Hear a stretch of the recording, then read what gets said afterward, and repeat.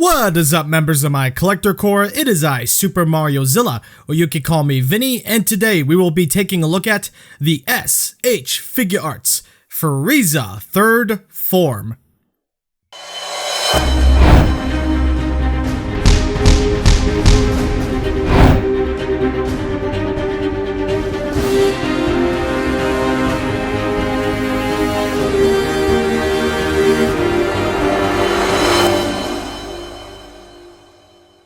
This version of Frieza was revealed at New York Comic Con 2022, and it was a surprise for us all, but unfortunately has received some harsh feedback regarding the size of the figure, because the series seems to have contradicted how big the form should be. Then there's evidence that points to the form being this small. Meh, I don't know, it's a mess, and I'm not here to tell you how big or how small the figure should be. I'm here to tell you if this is a good release or not. To be brutally honest, the size is what it is, and I'm not remotely qualified to get into the argument. But more often than not, the figure has been welcomed by fans of the line. The figure, when it went up for pre-order, was a premium Bandai webshop exclusive, which is a one-and-done run, with no chance of a reissue at all. Months later, now that it's finally here, is it any good? Sit back, relax, and I'll tell you whether this figure deserves a spot on your Dragon Ball Z shelf.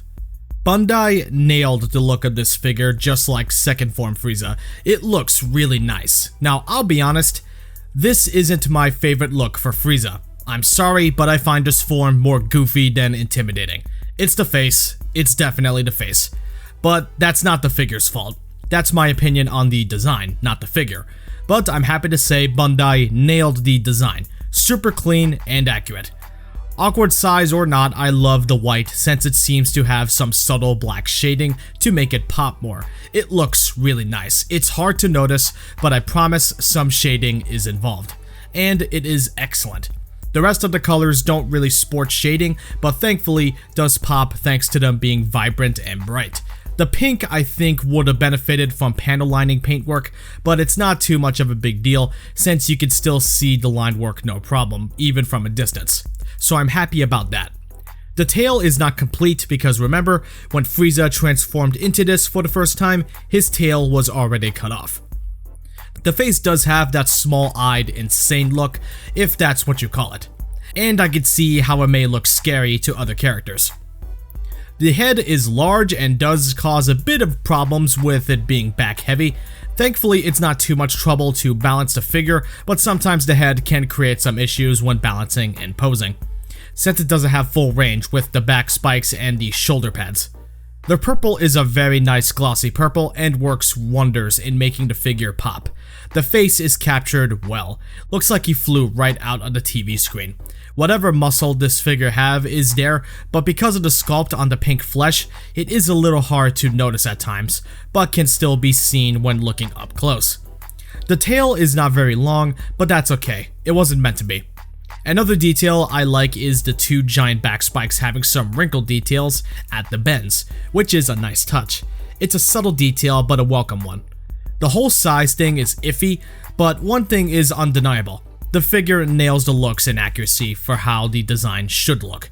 Overall, I think Frieza looks really nice despite what my thoughts on the design is. They still absolutely nailed the look of this figure, so Frieza gets a pass. So despite third form Frieza's, awkward design, he could still pose pretty well. So let's go over it. Head is on a double ball peg. However, due to how long it is, he can't really look up that far. Well, he technically can look up, but he can't pose it all the way up. Down, though, he has no problem.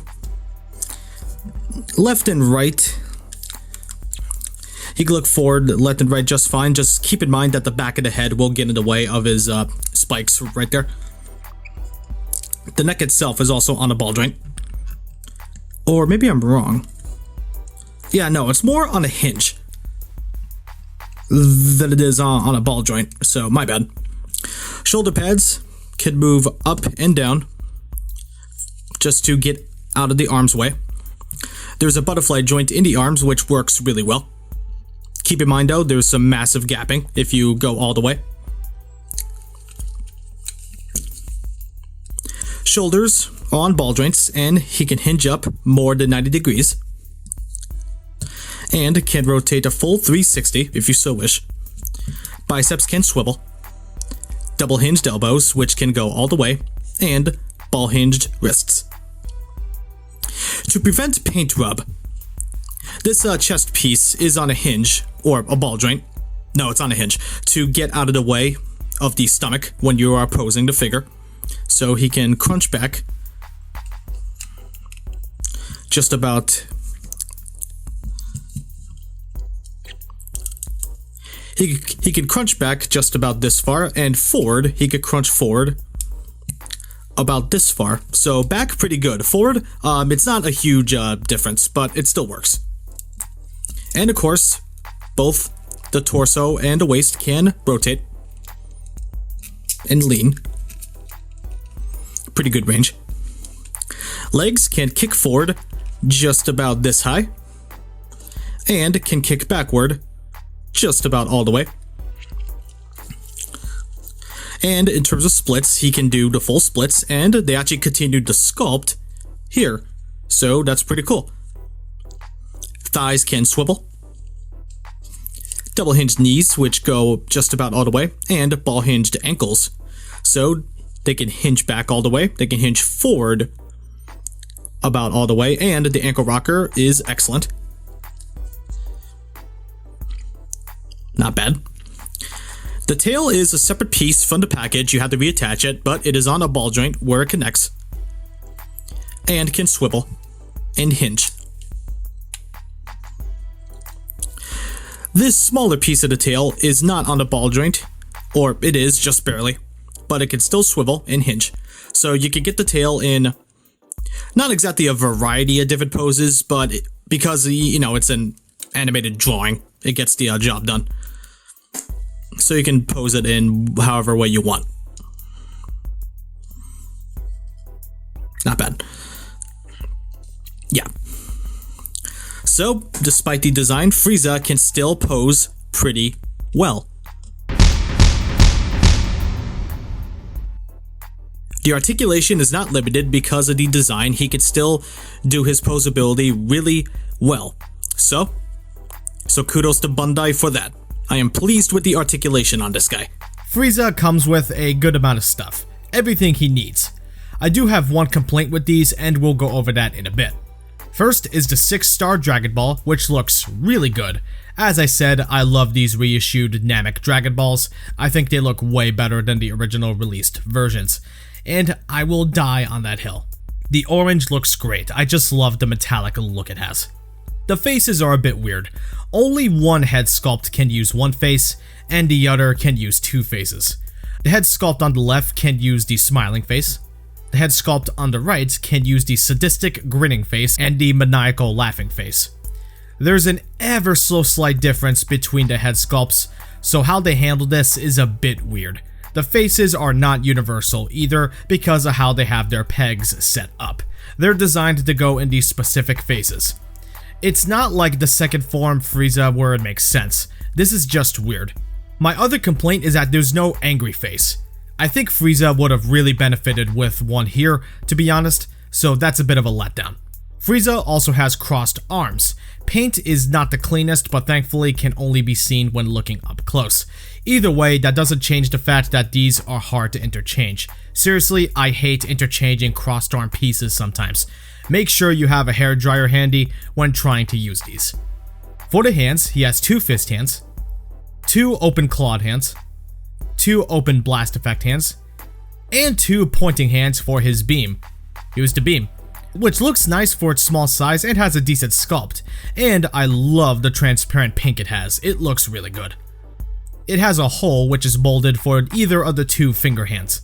Sticks in, and there we go. It now looks like he's shooting his beam. As I said, my only gripe is not an angry face or even a neutral stern face, just sadistic smiling faces. A little bit limiting, to be honest. So he does come with a good amount of stuff. I just wish he came with that little bit more is what I'm saying. Maybe I'm nitpicking, but it's how I feel. Here's a size comparison with other figures you may or may not own. Frieza looks great with the other characters in my personal opinion. You don't have to agree with this one. I can see where some people are annoyed with this figure in the size department, but at the same time, we don't know for sure what's the correct size or not for this form of Frieza, so sizing gets no real points here. But for what it's worth, I think he looks fine with the other characters. Frieza has his fair share of issues, but there's definitely more good than there is bad here. Some of the stuff I mentioned I'll admit are nitpicks, but other stuff not so much. I don't know if it's the novelty of having this form of Frieza in figure form, but he has a lot of fun factor on his side. Size should not be a factor on whether or not to pick this up. I think it's a great time to mess around with and display with other characters. Frieza looks accurate, looks great, I love him. Yes, even if I'm not the biggest fan of the design, I still find myself loving the figure. That should say something. I recommend him. Keep in mind he was originally a premium Bandai webshop exclusive, so he was a one and done production run, so his aftermarket prices will sting. If you can manage to find him for a good price, then snag him. Make sure to lower your expectations if you paid more than, I'd say, $120 for him, and you will love this figure like I do. Because if you have the rest of the Frieza's other forms, you need to get this one to complete the set, and he makes for another great piece for the Namek Saga collection. Get him now before it's too late and his price skyrockets in the future. I'll give Frieza an 8 out of 10. He's not figure of the year material, but I still think he's nice.